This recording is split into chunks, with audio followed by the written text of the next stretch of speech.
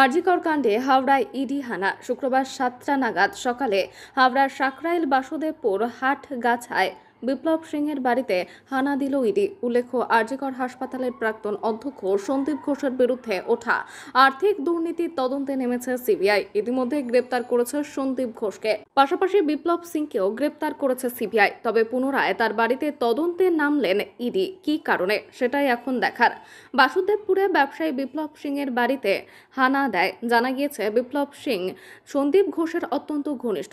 মা তারা ট্রেডার্স নামে বিপ্লব সিংয়ের ওই ব্যবসায়ী প্রতিষ্ঠান আরজিকর হাসপাতালে মেডিকেল ইনস্ট্রুমেন্ট সাপ্লাই করত। আরজিকর মেডিকেল কলেজে ইনস্ট্রুমেন্ট সাপ্লাইয়ের ক্ষেত্রে দুর্নীতি ধরা পড়ায় ইডি তদন্তে নেমেছে। পাশাপাশি সাকরাইলে কৌশিক কলের বাড়িতেও হানা দিল ইডি। প্রাথমিকভাবে জানা গেছে, বিপ্লব সিংয়ের সঙ্গে এর একটা সম্পর্ক রয়েছে এবং মা তারা ট্রেডসের সঙ্গেও যুক্ত, তাই তার বাড়িতেও হানা ইডির। तो बोलता है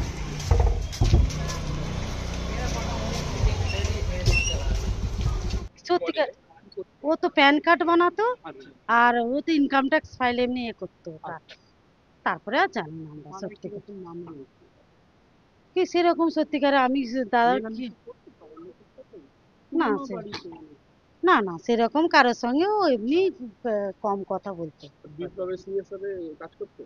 না ওটা আমি জানি না দাদা, ওইটা আমাকে প্লিজ বলবেন না, আমি ওটা আজকে বলতে। কি শুনতে পেলেন আজকে যখন আজকে তো আমি যখন সকালে জল নিয়ে আসছি তখন বলছে এই কৌশিকদের বাড়ি তোমাদের আমাদের এটা বাড়ি, যে তোমাদের পাড়ায় এরকম সিবিআই জিডি না কি বললো এসব আমি বলছি যা আমাদের পাড়াতেও ঢুকে গেল।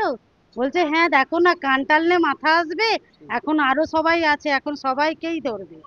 এই কথা বলছে। হঠাৎ এত বার্জিক্যাল কাণ্ড নিয়ে চারদিকে এত শোরগোল। আমি বলছি আমিও চাই এরকম যে নির্মম এই যে মেয়েটাকে এ করেছে, হ্যাঁ আমি চাই ওদের ওদের এ হোক, মানে পানিশমেন্ট চাই। এইটুকু আমার করেছে, সবাইকে যেন পানিশমেন্ট দেওয়া হয়, আমার এইটুকুই, আর কিছু না। খুবই মানে বাজে লাগছে একটা আমাদের পাড়ায় কোনোদিন, আজকে ধরো আমাদের 25 বছর ধরো 20 বছর বিয়ে হয়েছে, এখানে আমাদের কোনো দুর্নীতি বা কোনো কিছু, সে সিপিএমই হোক তৃণমূল হোক কংগ্রেস হোক, সবাই একজোটে, কেউ কারোর মুখের দিকে তাকাবো না এরকম না, সবাই সৎ ব্যবহারে। কিন্তু এই এখনই শুনছি যে এরকম, হ্যাঁ আমাদের একটা বাজে না, আমাদের পাড়ার একটা নাম একটা তো খারাপ হলো।